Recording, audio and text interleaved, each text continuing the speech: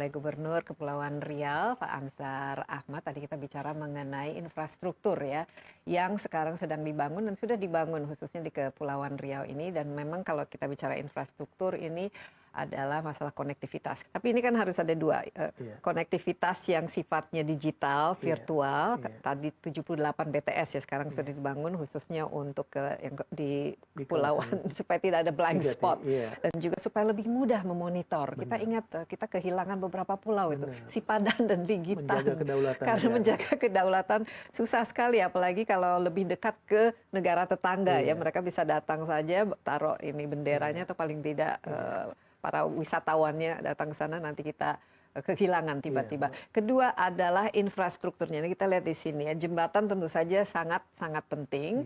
Sekarang nggak tahu masih cukup banyak jembatan di sana. Yang paling besar itu Barelang ya. Barelang ini terdiri dari beberapa jembatan yang menjadi jembatan. Menghubungkan beberapa pulau. Iya, tapi ternyata Pak Ansar masih ambisi punya jembatan yang lebih panjang lagi. Berapa kilometer?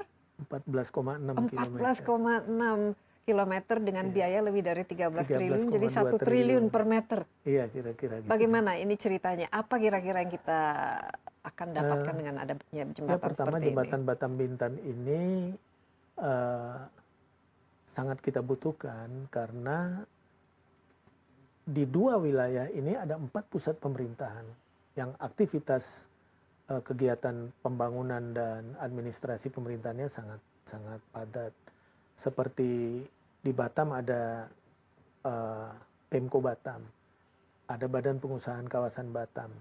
Di Pulau Bintannya ada Kabupaten Bintan, ada Badan Pengusahaan FTZ Bintan. Di Tanjung Pinang ada Pemerintah Kota Tanjung Pinang dan Badan Pengusahaan Kawasan Kota Tanjung Pinang dan Ibu Kota Provinsi di Bintan. Jadi jantungnya lah. Jadi, di dua pulau itu. Jantungnya. Yang kedua, jembatan ini tentu memperbesar indeks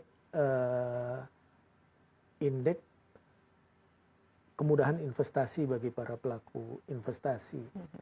Nah, ketika jembatan ini akan dibangun, saya kemarin pernah Zoom dengan beberapa investor dari Kolombia, mereka saja sudah mendengarkan ini begitu semangat dan gitu. tertarik untuk rencana berinvestasi di Kepri.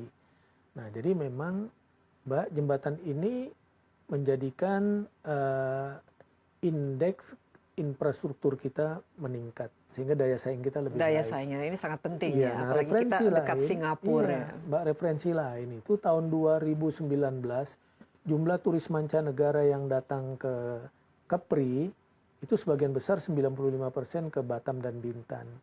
Itu tembus mencapai angka 2.870.000 lebih. Iya, dan lebih banyak warga negara asingnya. Semua warga negara asing itu, wisatawan mancanegara.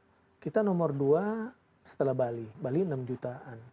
Kemudian DKI 2.400.000-an. Kemudian yang lain-lain total 4 jutaan.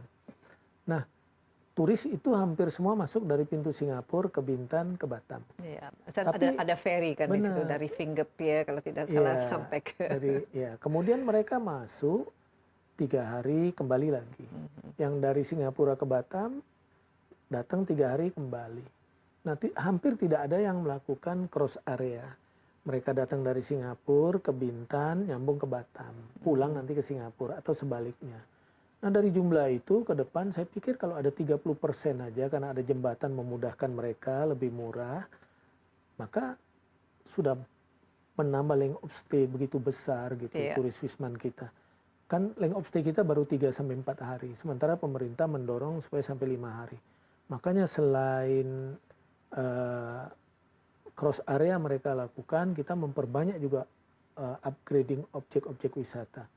Jembatan ini juga Mbak Desi ke depan sangat kita butuhkan untuk interkoneksi listrik. Sekarang sebagian listrik di Bintan itu didukung oleh kabel di bawah laut dari Batam. Tapi tekanannya cukup tinggi, selalu turun naik. Kalau ke depan ada jembatan, selain biayanya lebih murah, kabel bisa disangkutkan di jembatan. Kemudian juga selama ini Bintan itu kebutuhan gasnya dari Batam. Diangkutlah tiap hari pakai roro bertruk-truk itu. Ke depan kalau ada jembatan barangkali dengan pipa gitu. Nah, kemudian Bintan juga buffernya Batam. Batam itu Mbak Desi saya kira 5-6 tahun udah agak kesulitan air. Maka satu-satu sumber terdekatnya dari Bintan. Bintan ada beberapa daerah aliran sungai dan pemerintah pusat sudah merencanakan sekali dam kawasan sumber air laut yang di dam itu kapasitasnya bisa 4.000 liter per detik. Nah, ke depan 2.500 liter per detik bisa disuplai ke Batam, sisanya ke Pulau Bintan. Dan itu mencukupi untuk beberapa puluh Jadi tahun. banyak sekali ya alasan Banyak untuk sekali. membangun jembatan Babin ini. Satu lagi yang penting Mbak Desi, Pulau Bintan itu per hari rata-rata menghasilkan sayur dan buah itu 80 sampai 100 ton. 60% pasarnya di Batam. Selama ini pedagang pengumpul pakai kapal, pakai truk, pakai roro. Memakan waktu ya dan Benar. biaya. Ke depan mudah-mudahan petani bisa langsung gitu. Dan dari segi ongkos hasilnya ke juga, Batam, dari segi ongkos, kecepatan dan lain sebagainya. Barangkali kosnya lebih rendah ya tadi sehingga harga jualnya bisa lebih menguntungkan petani. Iya, jadi jembatan Babin ini bukan hanya sekedar untuk menyatukan dua pulau, tapi bisa mengubah ya dan juga meningkatkan perekonomian di Kepri itu sendiri. Nah, kapan ini pertanyaannya dan juga ini anggarannya kan cukup besar. Bagaimana untuk fundraising ini public private partnership PPP atau dari mana skema nanti? Kita memang terima kasih kepada Bapak Presiden terutama Mbak, karena Bapak Presiden terus mengikuti mendorong ini dan pembiayaannya dilakukan secara kombinasi. Nah, mulai dari jalan dari sisi Batam sampai jembatan ke Pulau Tanjung Sauh, Pulau Penghubung, itu saya kira senilai 4,3 triliun. Itu dibiayai melalui APBN, melalui loan. Ya, dan itu proses administrasinya juga soft loan. Ya, sudah dipersiapkan lah berproses. Nah, selebihnya yang selebihnya sampai ke sisi Bintan, di situ ada jembatan yang panjangnya 5 km lebih, itu dibiayai dengan KPBU, kerjasama pemerintah dengan badan usaha. Jadi memang proyek ini bersifat unsolicited. Kenapa pemerintah ikut serta di situ? Untuk mempercepat return-nya gitu. Kalau orang berinvestasi gitu kan visibility study-nya mesti visible. ROI-nya gitu. harus bagus lah. IRR-nya itu. Tapi dari asing bagaimana? Tadi Pak Ansar menyebutkan ada beberapa negara asing yang juga mungkin tertarik ya untuk berinvestasi di sini. Kemarin sudah dilakukan public contest, saya kira tak kurang ada 20 itu. Dari berbagai negara mempelajari lah begitu ya, mempelajari dokumen-dokumen ini. Makanya kita di daerah menjamin di anggaran perubahan ini kita menyediakan 44 miliar untuk pembebasan lahan, maka tuntas itu di sisi Bintan. Itu sudah berapa persen dibebaskan sekarang? Itu sudah kita anggarkan, kemudian sudah kita tetapkan penetapan lokasinya, PENLOK namanya karena ini proyek strategis nasional. Dan bulan Oktober ini kita bebaskan sampai Desember. Oke, jadi kalau peletakan batu pertamanya targetnya kapan Pak Ansar? Ya mudah-mudahan di tahun 2022 karena kalau memang ini lancar ya mudah-mudahan April 2022 sudah bisa dimulai. Dan memerlukan waktu berapa lama? Dan memerlukan ya saya kira mudah-mudahan September 2024 bisa selesai. Jadi dalam dan Pak Presiden pun bisa meresmikan itu. Gitu, ini kan akan kita harapkan menjadi ikon ya jembatan yang ikonik. Misalnya kalau di San Francisco itu ada Golden Bridge.